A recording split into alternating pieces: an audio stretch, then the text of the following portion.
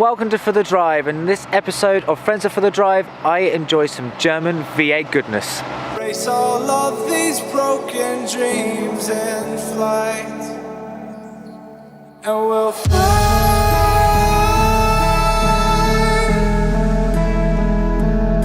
Oh, we'll fly.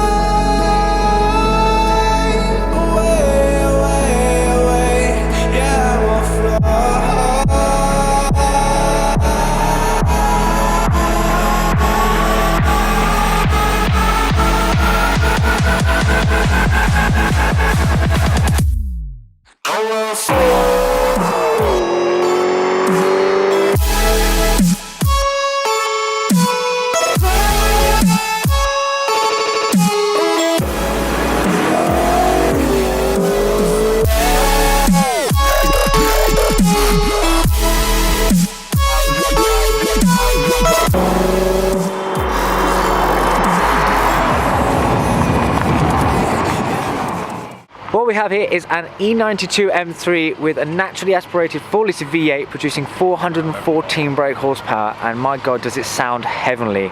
And just look at it, I mean it does look pretty good in red. I love the black roof as well, the carbon roof. I mean, yeah. I think first things first, you need to hear how godly this V8 sounds. I cannot get over how nice it sounds, so listen to it roar.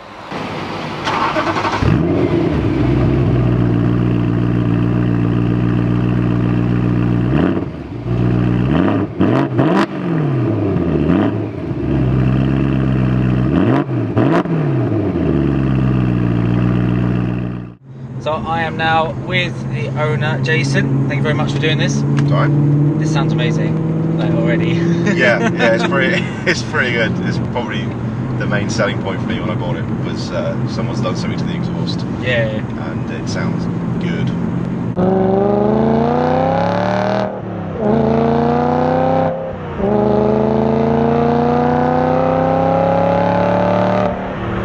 So why did you buy the car? Kind of a lot by chance really. I was sort of looking at getting something for. I had a Toyota GT6, which I was sort of using as a weekend car, but it wasn't that special for a weekend car. No. Loved the car, but it was just sort of time to move on.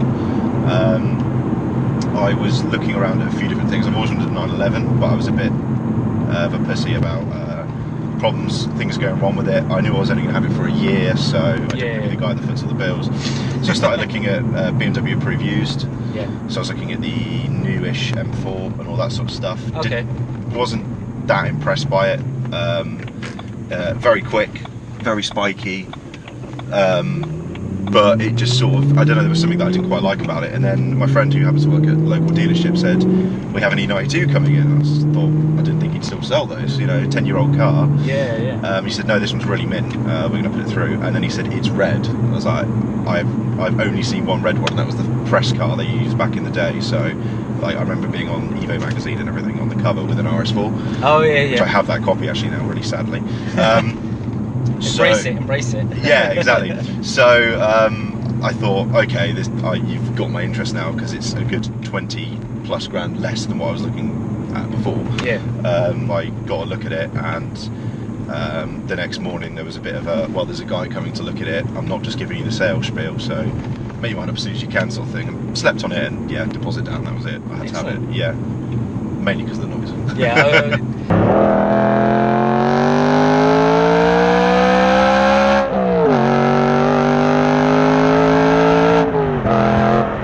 So how long have you owned this car? I bought it in February this year. Okay, so you've had it a fair few months now. Yeah, had it a fair few months. What do you like about it? I think we both agree on exhaust. I mean, it's all about the engine with this car. I think it's quite a special engine in M3 terms. So I think I'm right in saying it was all derived using BMW Sauber, of course, at the time, F1 team. So this and the V10 M5 engines. It was sort of around the time when there's like a lot of bit of a power war going on in this sort of sector, which you're now seeing in hot hatches. But you know, everyone just suddenly went right. You know, Mercedes were always big V8s, but then Audi and BMW got in the game. Yeah, and it's sort of got BMW character in that it's the smaller, lighter engine, but it revs stupid amounts, and it just feels like a special engine. You know, the Audi, it's a 4.2 they've used in many cars. you know, the Mercedes is that 6.3 that you just know is a fucking awesome engine, but this is like, I don't know, there's just something about it that it was only really used in this car, and then he went, you know, straight six. It's the only, back to the 6 cylinders, you know, they didn't really. And that kind of, I mean, that has a huge pull for, as you say, even though it's a 10-year-old car, people always go back and go, it's the only V8. Like, yeah, and there's been a few people I spoke to who've owned the newer ones or have had the newer ones who've traded theirs in and they've gone back and just found a mint compact one or GTS or something and just gone, right, I want that back again. So yeah. Still going. Oh wow, okay, yeah, that sounds savage. It's just hilarious.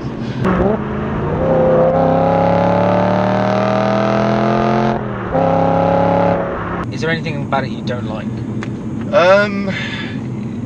Yeah, I guess so. I mean, there's like, it's a bit of a highly strung engine, so in the cold it can be very grumpy. It makes some really horrible, like you probably just said it then, some horrible noises as if there's a clutch release bearing going. It's because of the flywheel in it. Right. It took a bit of getting used to. I don't know, it didn't feel natural when I first got in it, but it did quite quickly get used to it. Whereas other cars, you just jump in them and you're like, wow, this is perfect, you know. Yeah. There's a few little foibles. I mentioned to you, you know, it's got to go back to BMW. Luckily, I have warranty for little electronic niggles. You know, it's saying I've got brake lights out when I haven't. And one thing I noticed on the Autobahn is when you get, it's meant to be limited, but it's definitely not.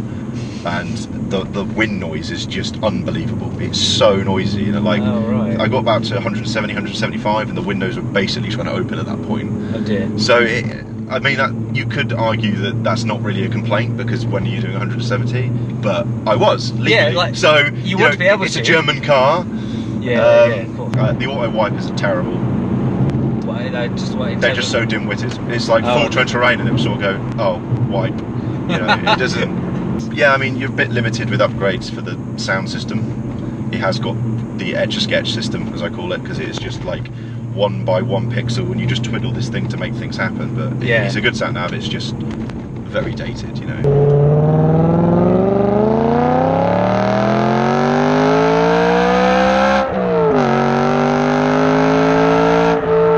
What have you modified? Well, it's had. I think the only things the last owner really did, it's got a couple of M Performance catalogue stuff on it. So you've got the little spats on the front. Which I like. I didn't, and I've kind of grown round to them now. Okay. I wasn't a big fan of them, but I thought, you know what, it's part of the. I used to modify cars stupid amounts, and I'm now getting to the age where I'm like stippler for originality, and they were on the car, so they stay with the car, you know. Yeah. Obviously the exhaust, I think it's a D-baffle and a mid-pipe. I think all I've done is I installed a dash cam. Okay. That's so this is just stock joy. Stock kind of and louder, yeah. Yeah. It's not like any of my other cars where, you know, I've either lowered them or made them faster or anything like that. This is just straight out of the box, essentially.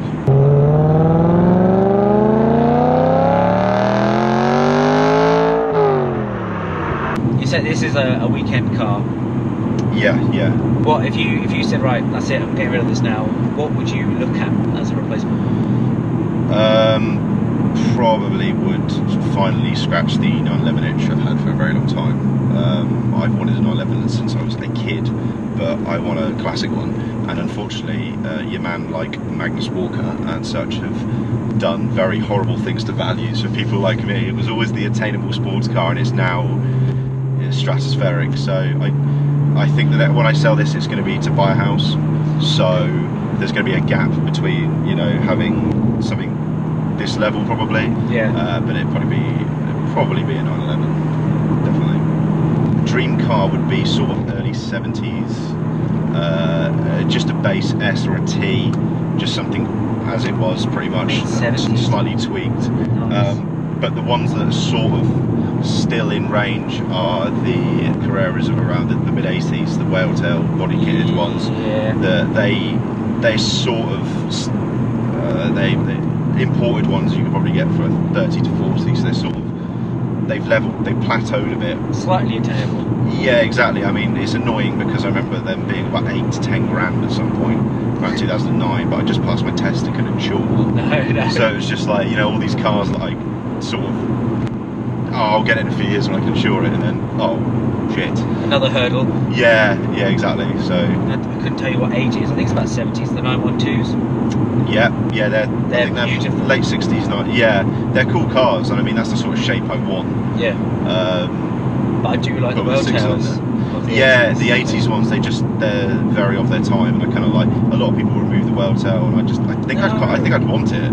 I think it kind of, it was the Carrera 4S of its time. It was body kitted up as a turbo, but it was naturally aspirated 3.2, so it was... Yeah. The world tail has so much more character. Yeah. The standard of that era. Exactly. But then if you go older, then it becomes a whole new ballgame. Yeah, much cleaner sort of looking car, yeah.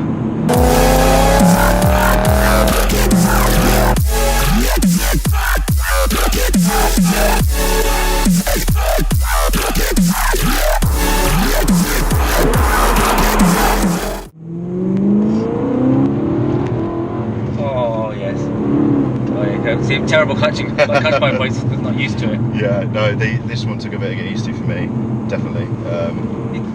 The sound gets louder as soon as you're in control.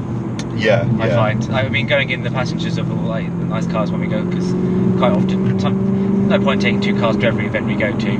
Yeah. So I quite often just go jump in someone else's car that's really they want to drive. I'm like, fine, save me some fuel. Yeah, exactly. That's not that loud. And then every now and then I go, oh, yeah, don't let me drive it. Yeah. This is so much more fun now. It's like, okay, I think it's like psychological. I think it's all fake, but I think your mind just immediately goes, but you're making the noise, so now it's better. Yes, exactly. Steering's nice and it's heavy, but yeah, if you not put it overly in, so. if you put it in air, press the M button, it makes it that little bit heavier. So I've got my M mode set up without the power button on, which is just throttle response. If you press that power button, you'll notice. Oh, okay, instantly, yeah. It's quite a lot different. Oh, yeah. But I'm not a fan of it, because when you're coming out of a corner, you want to progressively put the throttle on. You don't want to just go stamp. Yeah. Which is kind of what that does. Oh, that's such a good noise. Ever since I've been a little kid, I think I'm a big fan of American muscle. Yeah. So classic Mustang. Someone says to me, you want a 70s Mustang or a 79 Dodge Charger, Challenger, Camaro SS. Yeah. Any of those, I'm there. I'm just like, I'd love one of those. And this is I've always considered this more of a muscle car than a sports car. It's the European version of a muscle car, really. It just happens to be a very good sports car at the same time. Yes, I mean that's the biggest problem with American. They won't go around corners. Yeah, exactly. I mean the new ones might be a bit better, but even still, they're still a big, heavy lump of iron. Whereas this is quite tech filled, and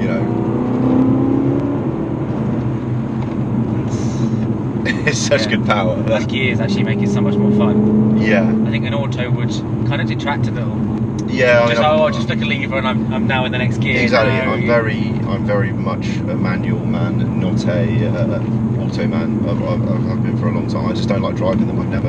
I've driven a few. I've driven Porsche PDK and BMW which are very good. I mean, they're the PDK amazing. is incredible. I mean, technically, the PDK is just got to be the quickest on the market at the moment, and it's absolutely stunning. But it still took away from it. It wasn't. I knew I'd have more fun if I had one of them. Yeah. Stick in it, which is. Oh yes. These are very technical roads. They're good fun. I won't push too hard. Yeah. My car. It's just the bumpiness of them that does it, but it's got a lot of grip. This car, you can. And it feels really fun. I mean, the steering wheel's nice and heavy. It's a good size actually. It's not overly big, but not too small.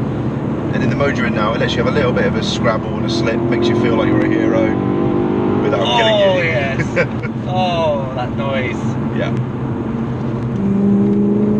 And the noise is there straight away. You let off, it's actually okay. It's quite. Yeah. Oh, I want some noise. Oh, there we go. There we go. Yeah. And then when you're on the motorway, around 80, 85, it's just silent. 70, it howls a bit, which is annoying. Oh really? So if I ever get pulled for reverberation or something. Yeah, it's just the exhaust just has. It's in the rev range where it's just got a howl.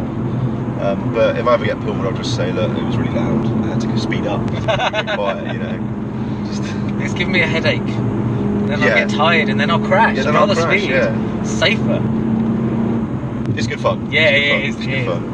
I think what you've done with this, having it as a weekend car, is the best. Yeah, I think day to day, you'd get bored of it, sick of it, annoyed with it. It loses kind of like special tingle.